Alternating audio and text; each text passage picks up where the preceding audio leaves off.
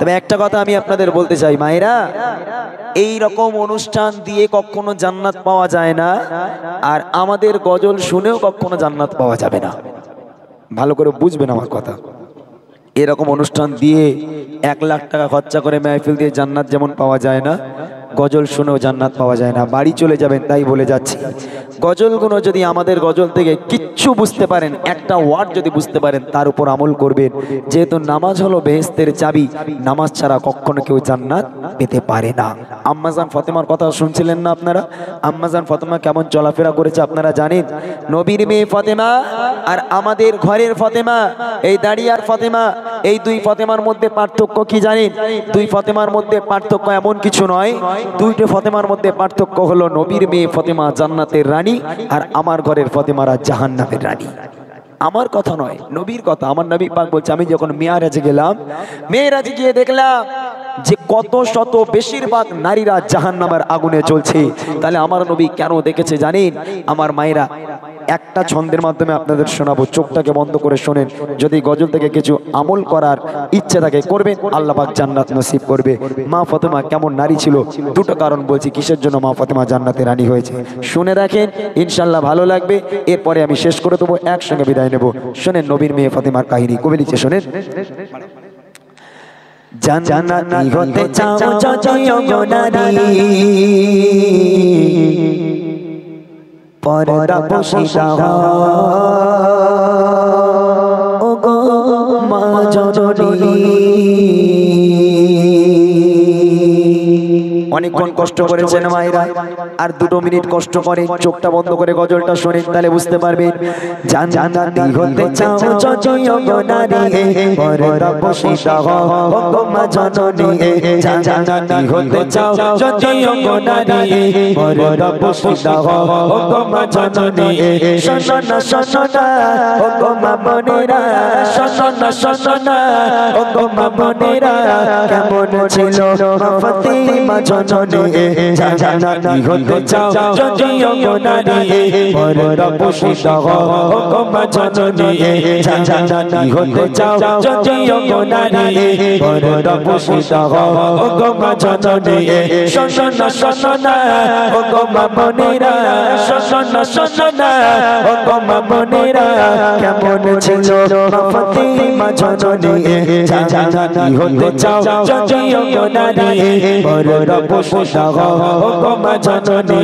জান্নাতি হতে চাও যদিও গো নারী, পর্দা পোশিদা ও গো মা জননী। এখানে যে কটা বোন আছেন, মায়ের মধ্যে যে ফাতেমাগুলো আছে, এই ফাতেমালগুলোর শাড়ি হয়তো এক একটা বাড়িতে এক একজনা 6টা 7টা করে শাড়ি, 4টে 5টা করে বোরখা, কিন্তু নবীর মেয়ে ফাতেমার একটা মাত্র বোরখা ছিল, ফ্রেশ বোরখা নয়, চতুর্দিকে তাবলি মারা ছেঁড়া ফাটা বোরখা। একটা বোরখা পরে মা ফাতেমা সারা জীবন কাটিয়েছে। কেমন পর্দাশীল নারী ছিল, কবির ইচ্ছা দেখেন।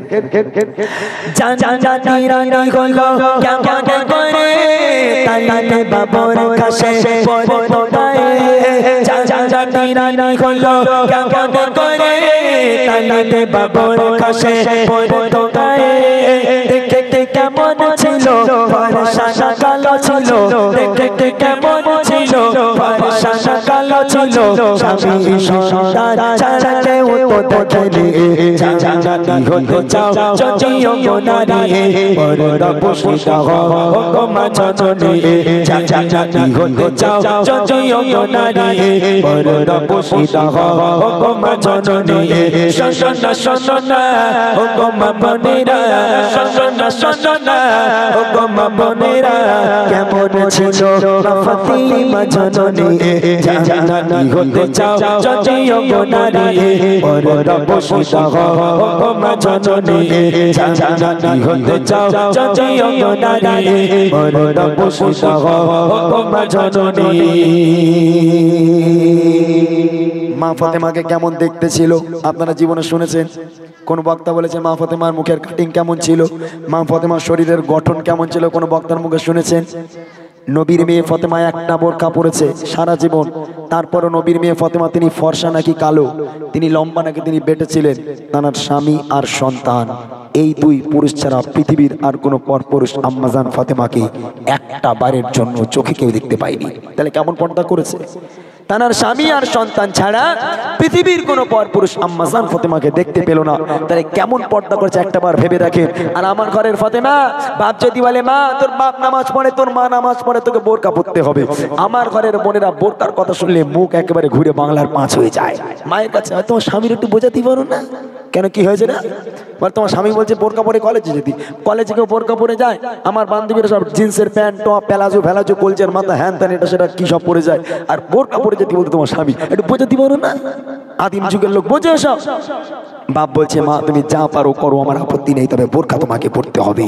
বাপের চাপে যদি মেয়ে বোরকা পরে বাইরে যায়, বোরকার হাতা একদম পুরো আঙুল পর্যন্ত আর পায়ের পাতা পর্যন্ত ঝুল, ও মেয়ে সহ্য করতে পারে না। হাতা গুটিয়ে ফুটিয়ে কিনে পর্যন্ত তুলেছে। বান্ধবীরা বলে এই দেখ বোরকার হাতা এই পর্যন্ত, কিনে পর্যন্ত তুলিস কেন? বলে সাদা চামড়া লোক যদি না দেখে ভাল লাগে বল? আল্লাহ কি সুন্দর চামড়া দিয়েছে, না দেখলে ভাল লাগে? বিয়ের প্রস্তাব আসবে, রাগ করবেন না আমার বোনেরা, আপনাদেরকে বলি না, কিছু কিছু বোন আছে যারা বোরকা দেখলে তাদের গায়ে অ্যালার্জি ধরে, তাদের ঘাড়ে বাজ পড়ে, আল্লাহ লানাত তাদের উপর। মা ফাতেমা জান্নাতের রানী হয়েছে শুধুমাত্র পর্দা করার জন্য নয়, পর্দা করার জন্য মা ফাতেমা যেমন জান্নাতের রানী। পরেরটা আসছে দেখেন কি কবি লিখছে, জান্নাতের রানী হলো কেমন করে তালিতে বাবর কাছে পরে তো গায়ে, জান্নাতের রানী হলো কেমন করে তালিতে বাবর কাছে পরে তো গায়ে, দেখতে কেমন ছিল পরেশানা কালো ছিল, দেখতে কেমন ছিল পরেশানা কালো ছিল, স্বামী সন্তান ছাড়া কেউ তো দেখেনি, জান্নাতি হতে চাও যদিও নারী, মরদা পুষিতা হও ও মা জননী, জান্নাতি হতে চাও যদিও নারী, মরদা পুষিতা হও ও মা জননী, শোনো শোনো ও মা বোনেরা, শোনো ও মা বোনেরা, কেমন ছিল মা ফাতেমা জননী, জান্নাতি হতে চাও যদিও নারী, মরদা পুষিতা হও ও মা জননী, জান্নাতি হতে চাও যদিও নারী, মরদা পুষিতা হও ও মা জননী।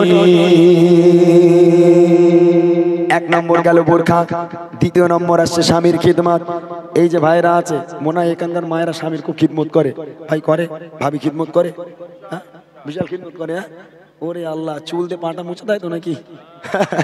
বলে ও গো স্বামী তুমি শো, তোমার একটু মাথাটাই তোমার পাটা আমার চুল দিয়ে একটু করে মুছে দেই, সেই রাম বউ এখন পাওয়া যাবে? রাগ করবেন না, দেখেন মা ফাতেমা স্বামীকে কেমন যত্ন করতো, স্বামী তার জন্য কি, আর আমার ঘরের মায়েরা স্বামীকে কেমন যত্ন করে, কতটা ভালোবাসে। দেখেন কবি লিখছে,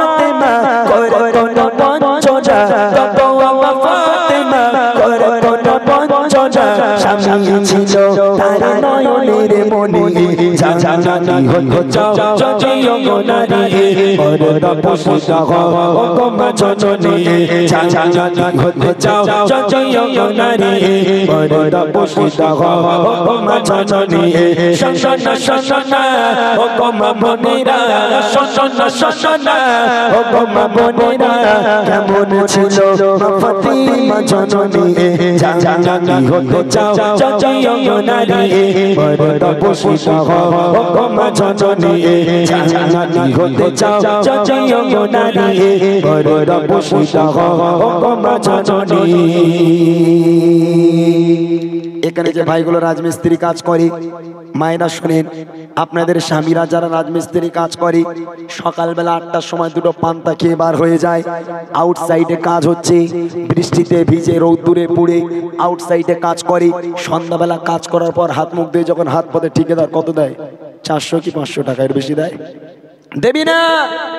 ওই 400 টাকা নিয়ে রাজমিস্ত্রি ভাই, তার মনেও তার বিবির জন্য ভালোবাসা আছে, তার মনেও তার স্ত্রীর জন্য মায়া প্রেম ভালোবাসা আছে। ওই 400 টাকা নিয়ে মনে মনে করছে যাক এতদিন তো ভালো করে ইনকাম হয়নি, বিবির জন্য কিছু দিতে পারলাম না, আজ 1 টাকা খরচা করবো না, বউর জন্য একটা শাড়ি কিনে নিয়ে যাই, বউ খুশি হবে। 400 টাকায় কি ভালো শাড়ি হবে? তারপরও 400 টাকার একটা শাড়ি নিয়ে সাইকেল চালিয়ে চালিয়ে গুটি গুটি পায়ে বাড়ি এলো। সাইকেলটাকে রেখে ফতেমাকে ডাকে, এই ফতেমা, এই ফতেমা। আর আঙ্গা ঘরের ফতেমার কি টেম, ওই রকম দেখতিস কেন? বুদ্ধি ধরেছ তোমার, ওই রকম দেখতিস কেন? বলে না, তোর জন্য একটা গিফট আছে আজ। বলে কি গিফট? বলে আমি তোর জন্য একটা শাড়ি কিনে এনেছি। তখন বিবি একটু খুশি হয়, দেখবেন স্ত্রীদের গিফট করলে স্ত্রীরা খুশি হয়। বলে তো দাও শাড়ি দাও, কেমন কিনেছো দেখি। শাড়িটা দিল হাতে, লে বাবা তোর শাড়ি লে। অনেকদিন পর একটা শাড়ি এনেছি। শাড়িটা ভালো করে উল্টে পাল্টে, হ্যাঁ বিবি এরম চোখগুলো বড় বড় হয়ে গেছে শাড়ি দেখে। বলে এই দাও, ওরকম করে তাকাচ্ছি কেন, খাবি নাকি আমারে? বলে তুমি মানুষের বাচ্চা, তুমি মানুষের বাচ্চা। বলে কেন না? বলে এটা কি? বলে শাড়ি। বলে আমার বাপ মা যে তোমার কি দেখে বেঁধেলো আমি জানিনি, তোমার মতন স্বামী থাকার থেকে মরে যাওয়া ভালো। বলে কি হয়েছে বল? বলে তোমার মরা বাপের কসম, সত্যি করে বলো তো শাড়ি কত লেছে? বলে 400 টাকার কাজ করেছি, 1 টাকা বিড়ি খাবার টাকাও রাখিনি, সব তোর জন্য শাড়ি এনেছি। তখন হ্যাঁ ও বউ চোখ দুটো আমরা আমরা করে বলে, এই দেখো একটা কথা বলি, পাশের বাড়ির অমুকের বউকে অমুক অমুক কত দামি দামি শাড়ি দেয়, তো চোখই টের পাও না? তোমার ছোট বার বউরে ছোট ভাই কত দামি দামি শাড়ি দেয়, চোখই নেবা হয়েছে, টের পাও না? 400 টাকা শাড়ি এনে 10 টাকা দিয়েছো, মা টাকা দিয়েছো, দূর হয়ে যাও, চল যাও আমার সামনে থেকে। তোমারও তালাক, তোমার শাড়িরও তালাক। আমার ঘরের মা, আল্লাহ রসুল বলছে, ফতেমা, ফতেমা আমি তোমার আব্বা বলি, খবরদার স্বামীকে ব্যথা দিও না, খবরদার স্বামীর সঙ্গে খারাপ ব্যবহার করো না। আল্লাহর পরে যদি কাউকে সিজদা করার হুকুম দিতাম, আমি প্রত্যেক নারীকে বলতাম, হে নারী তোমরা তোমার স্বামীর পায়ে সিজদা করো, স্বামীর পায়ে লুটিয়ে পড়ো। খবরদার স্বামীর পায়ের তলায় তোমার জান্নাত। স্বামী যদি তোমার কথায় নারাজ হয়ে যায়, ইহকাল পরকাল দুটোই তুমি হারাবে। খবরদার মায়েরা স্বামীর সঙ্গে দুর্ব্যবহার করো না, তাই তিনি জান্নাতে রানী। কবি লিখছেন, গরিবে দুঃখী ছিল হযরত আলী, পারে তো নতুন দিতে নতুন শাড়ি। গরিবে দুঃখী ছিল হযরত আলী, পারে তো নতুন দিতে নতুন শাড়ি। তবু আমার ফাতেমা করতো না বঞ্চনা, তবু আমার ফাতেমা করতো না বঞ্চনা। স্বামী ছিল তার নয়নের মনি, জান্নাতি হতে চাও চঞ্চল নারী, মরদা পুষিত হও মা জননী। জান্নাতি হতে চাও চঞ্চল নারী, মরদা পুষিত হও মা জননী। শোনো না শোনো না ও মা বোনেরা, শোনো না শোনো না ও মা বোনেরা, কেমন ছিল মা ফাতেমা জননী। জান্নাতি হতে চাও চঞ্চল নারী, মরদা পুষিত হও মা জননী। জান্নাতি হতে চাও চঞ্চল নারী, মরদা পুষিত হও মা জননী। আর একটা ছন্দ, একটা ছন্দ শোনেন। ইমাম হাসান হোসেন এত বড় বড় ছোট ছোট মাসুম বাচ্চা, ইমাম হাসান হোসেন 3 দিন হয়ে গেল পেটে ভাত নেই। এখানকার একটা বাচ্চা, এই বাচ্চাগুলোকে যদি একবেলা খাবার না দেওয়া হয়, ওরা কেঁদে কেঁদে পাগল হয়ে যাবে। আর মাসুম বাচ্চা ইমাম হাসান ইমাম হোসেন, তাদের পেটে ভাত নেই, 3 দিন হয়ে গেল, পানি ছাড়া কিচ্ছু পায় না। নানাজি এলো, দরজা নক করলো, দরজা খুলে সামনে দাঁড়িয়ে আছে ইমাম হাসান ইমাম হুসাইন।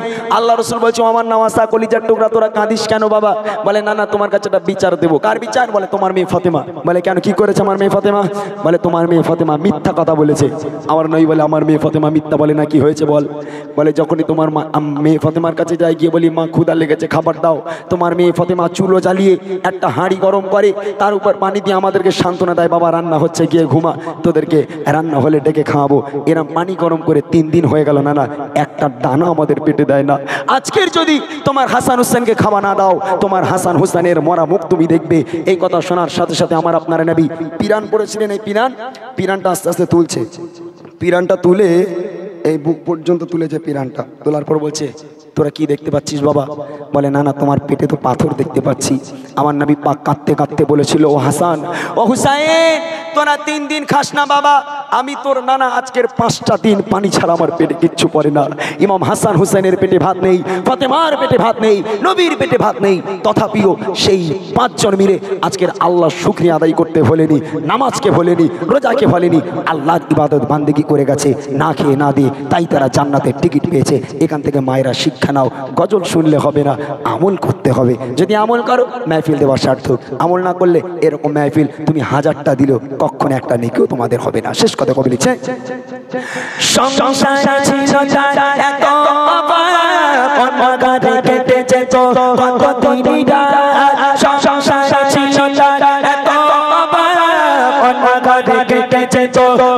কদিনা পেটে পাথর বেঁধে বুকে কোরআন নিয়ে পেটে পাথর বেঁধে বুকে কোরআন নিয়ে এক ওয়াক্তে নামাজ কো বুঝানি দিয়ে জান্নাতি হতে চাও যদিও নারী পর্দা পুষিতা হও মা জননী জান্নাতি হতে চাও যদিও নারী পর্দা পুষিতা হও মা জননী শোনো না শোনো না ও মা বোনেরা শোনো শোনো না ও মা বোনেরা কেমন ছিল মা ফাতিমা জননী জান্নাতি হতে চাও যদিও নারী পর্দা পুষিতা হও মা জননী জান্নাতি হতে চাও যদিও নারী পর্দা পুষিতা হও মা জননী জান্নাতি হতে চাও যদিও নারী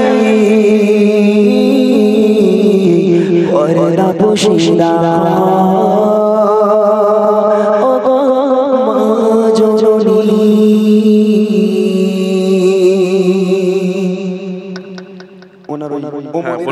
আমি বলে দিচ্ছি একটা কথা বলতে বলেছেন, বলে দিই আগে। আপনারা যে অনুষ্ঠান শুনলেন, ভাইরা বলছে শীতকালে আর দেব না, কারণ শীতকালে একটু কষ্ট হয়। এই বছর যে ঈদ আসে, এই ঈদটা না, এর পরের ঈদের পরের দিন অনুষ্ঠান হবে। ঈদের পরের দিন অনুষ্ঠান হবে। ঈদের সময় খুশি খুশি থাকবে সবাই, বেশ অনুষ্ঠান শুনতেও ভালো লাগবে। আমার ভাইরা বলছে ঠিক ঈদের পরের দিন, তবে এই ঈদে নয়, এর পরের ঈদে। চলুন একটি কালামের রিকোয়েস্ট আছে। কেউ উঠবেন না, আমি অনুরোধ জানাচ্ছি। এতক্ষণ তো বসেছেন, আমি একদম বিলম্ব করব না।